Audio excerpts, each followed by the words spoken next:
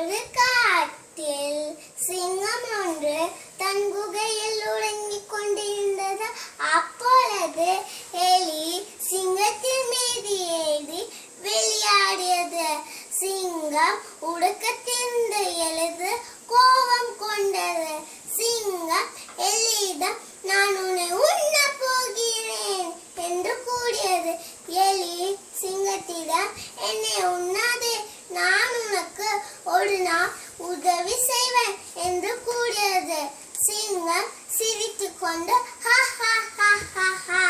நீ மிகவும் சிறியவன், எனக்கு நீ உதவி செய்ய முடியாது என்று கூறியது. சிங்கம் பின்னர் மனவிலகி எலியை விடுவித்தது.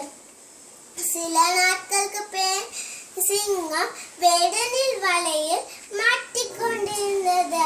அப்பொழுது சிங்கம் உதவிக்கு உரிமையது.